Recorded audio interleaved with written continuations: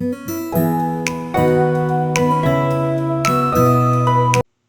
everyone, welcome to Lilybugs Library. My name's Linda, and welcome to Thursday Reads. We don't quite have anything I think that would be Book of the Week necessarily, but we've got some good ones. So, since I haven't been able to get around to Friday Reads, oh, you know what? It's not even Thursday, it's Wednesday. We're doing Wednesday Reads. Okay, well, anyway, I have a bunch because I haven't been around too much lately, so it's nice to get together with you.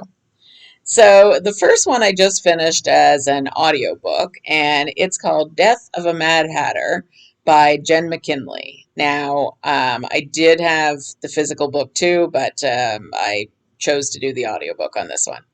So uh, it wasn't bad. It was about Scarlett and her cousin Vivian, and they run a hat shop in London, and they have to make these Alice in Wonderland hats for this fancy tea party for the Grisby family, and they're very wealthy and. And they're pretty excited about the whole thing, and they get to actually go to it, which is even more exciting. And so when they get there and they're in the midst of everything, Scarlett sees one of the Grisby heirs fooling around with some woman in the garden. And so she is kind of, taken aback by it all. And even more so when later on she finds him dead. So it's, they're trying to figure out who it was that killed him, whether it was the woman that he was involved with, whether it was his wife, whether it was someone else. So, and there is, let me see, there is another character called Harrison who I think he's just a friend of the family or something, but he's rather interested in Scarlett, and Scarlett's interested in him too, but um, she's being a little weird about it. But anyway, it's got some good humor in it. I really enjoyed that part of it. Now, what I didn't care for is a little bit of the language in it, just because to me it did not feel cozy at that point.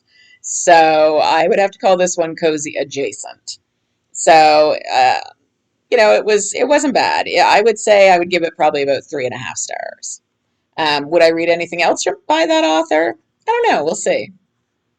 So the next one I read was actually a romance, and it was called The Riviera House Swap. So this one was about, let's see what her name was. It's always my problem remembering people's names. Anyway, doesn't matter. It's about this woman who decides that she has always done everything sensible her whole life. And she decides that, I think she turns 40. I think it's 40 and not 50.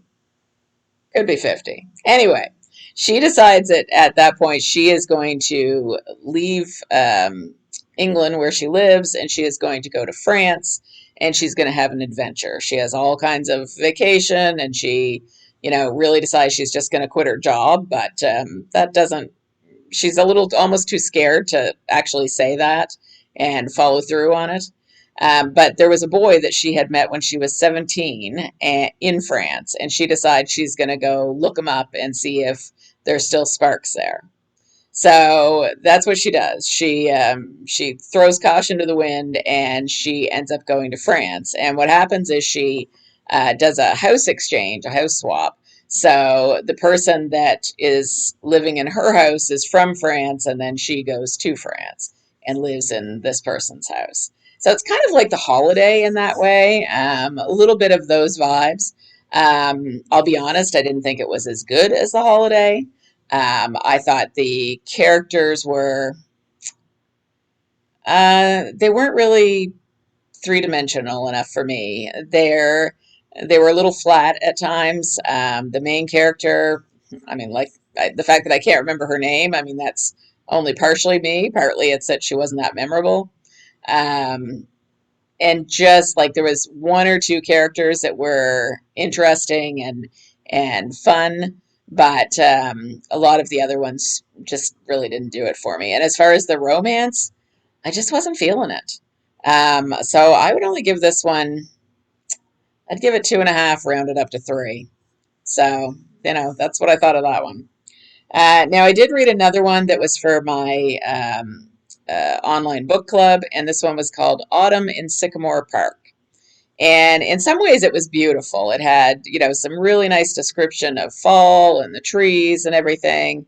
And in other ways, it was almost saccharine sweet. There was very little that went wrong, and the teacher that was the main character was a teacher, and she it was one of these great stories where she takes the kid who has been causing trouble and she fixes everything, and so it was a little unrealistic, but just for a nice light read for autumn, it was decent. So I would give that one, I would say 3 stars.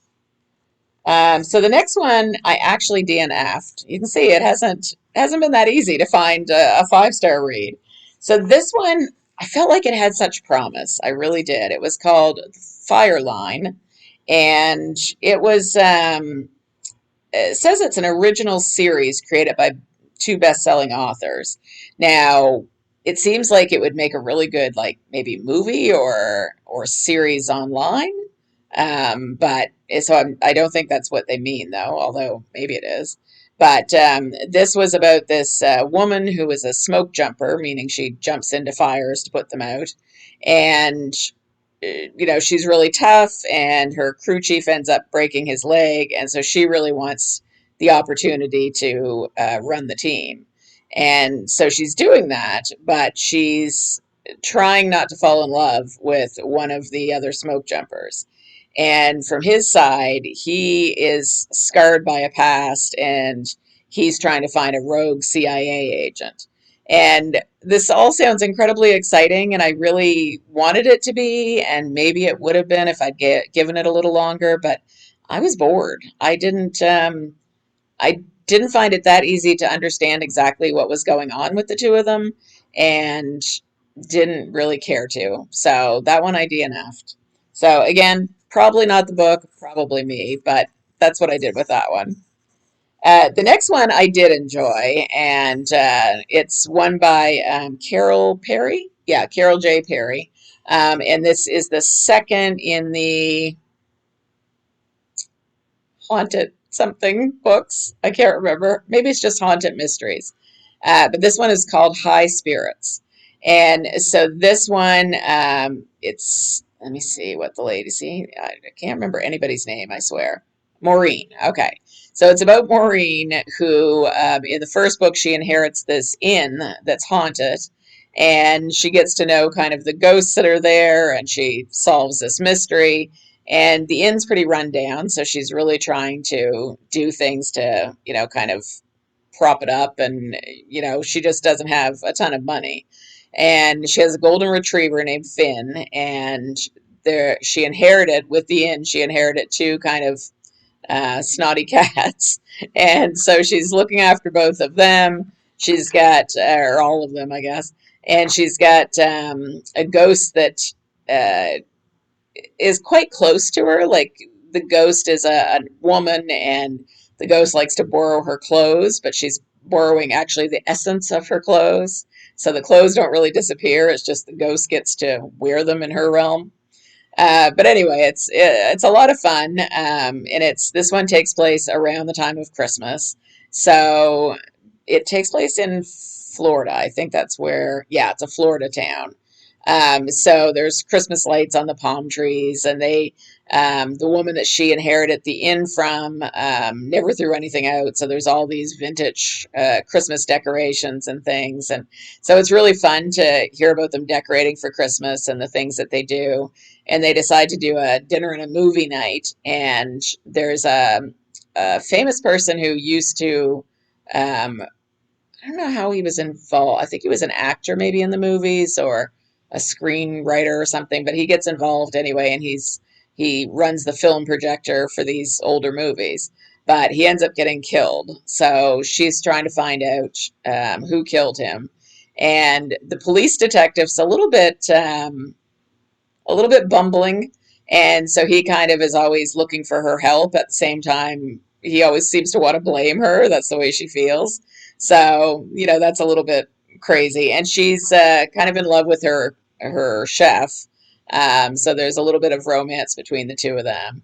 So this one I thought was really fun. It's quirky. It's gave me Christmas vibes. So this one I would give 4 out of 5 stars.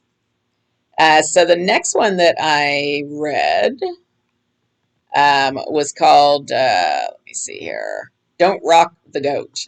And this is one of the Bought the Farm mysteries by Ellen Riggs. And I love all of these. They're just so fun. And when I first saw this one, I actually thought it was a different author. I won't go into who, but I thought it was a different author who has done some goat books, but it's not. So this one again is about Ivy Galloway, and she lives on this farm called Runaway Farm, and she takes in all these animals, and she has people come and they can do, like a petting zoo sort of thing with them, and but it's a working farm, and she has a border collie named Keats who is he's not only lovable, he's very smart, and sometimes seems to tell her, what to do to solve things. So, he's a lot of fun. And again, this one is just a really good mystery. Someone ends up, I was trying to think what happened that they ended up dying. You know what? I can't remember. I do remember the book was really good. I do remember that I enjoyed it. I don't remember the plot, which I guess is not good. But it has been, a few weeks since I read it. So anyway, it's called Don't Rock the Goat. And, check it out if you like the Bought the Farm series. It's number 8 in the series. So it is cute. And, I do enjoy, the different things that they get into. So that was that one. And then I think there was a couple more here. Smoky Mountain Escape. I really enjoyed that one. Just finished it. So I probably could give that one 5 stars, or pretty close to it. It is one of the love-inspired suspense novels from Harlequin. And so in this one, Sheriff Heath Dalton stumbles upon these 2 gunmen that are trying to hide a body in the Smoky Mountains. And he manages to get away from them, but he doesn't capture them. And he ends up kind of running out of the woods into this car that stops for him. And in the car is this woman named Kayla, who is trying to get to her brother's house, and she's going to start working at the local medical center. She's a traveling nurse. And she's already been through a lot of trauma. I think her brother's an FBI profiler, I believe. And she had been kidnapped by, I think he was a serial killer. He was something really bad, but I don't remember what. I think it was a serial killer. And so she's kind of just starting to get over that because he took her to this remote cabin in the woods, and he, tied her up and tied a bomb to her, and it was, it was very traumatic.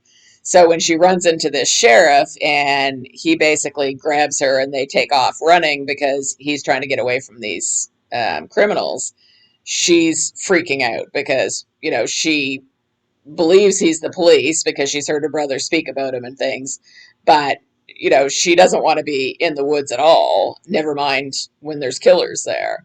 So it's all about the 2 of them trying to stay ahead of these killers and what happens with that and how they start to fall for each other. So really exciting, really interesting. I read another one of the Harlequin-inspired suspense a few months ago, you might remember, and that one was really good too. I do see some similarities, so maybe there's a lot of similarities in these books. I don't know, but if you have a good formula, run with it. And so the last one that I read was actually an ARC. And so thank you to NetGalley and to the author and publisher for this one. And this one was called The Bridge Between Friends. And it's by Norma Curtis. And this one takes place in 2 different, it doesn't really take place in 2 different timelines. I know they say that, but I mean, I guess it does. It just not in the way that you would think. But so it takes place in 1944, and there's three young women who are working, doing wartime jobs. So they're in munitions and things, and they're putting like the gunpowder into the shells, and they're doing all these things.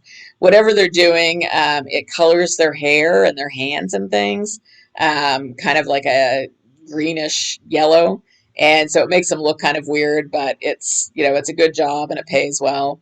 And then it goes from those three women in that timeline, it goes to the same three women in 1992.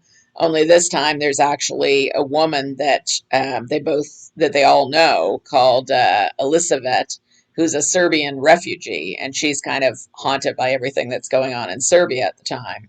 And so they become friends with her, and they're trying to talk to her about what happened with them back in World War II to try to give her some hope that things will get better.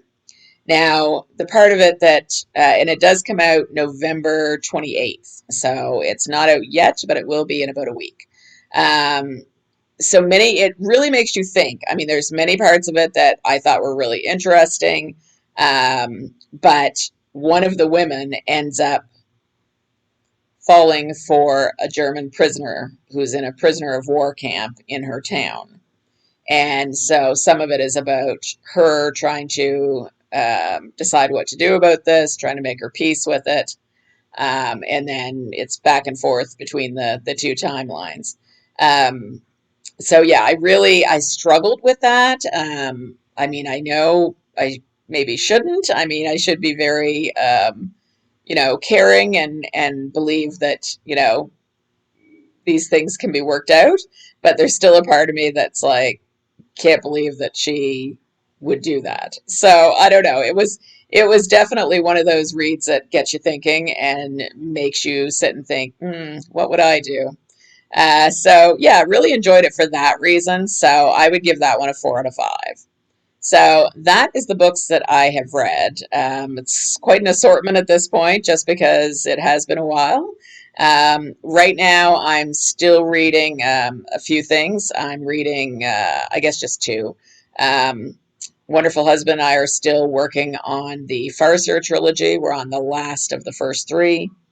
And then I've started reading The Black Wolf, which is the latest in the Inspector Gamache series.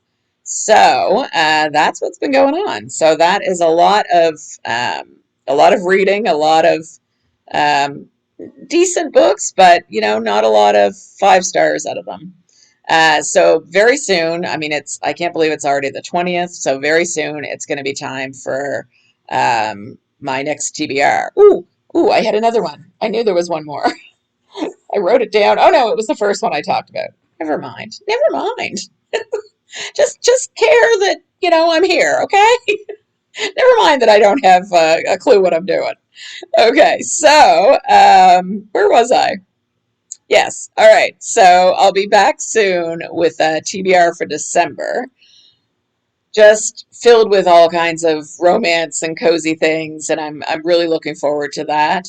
I still have a couple of arcs to do for NetGalley, so I'm working on those, and we're getting there. As for what I'm watching, Wonderful Husband and I are watching a lot of cooking shows. So we're watching Holiday Baking Championship. We're watching the Great Canadian Bake Off, I think is what it's called. We're watching MasterChef Canada. We're watching Top Chef Canada. We're all about cooking right now. Except I'm not actually doing any cooking. I'm just watching. So I actually have to start doing some cooking. And yeah, that's about it. That's what we're up to. So I hope that you are having a great day, and really good to be back with you for a little while. And I will talk to you soon. All right. Bye-bye.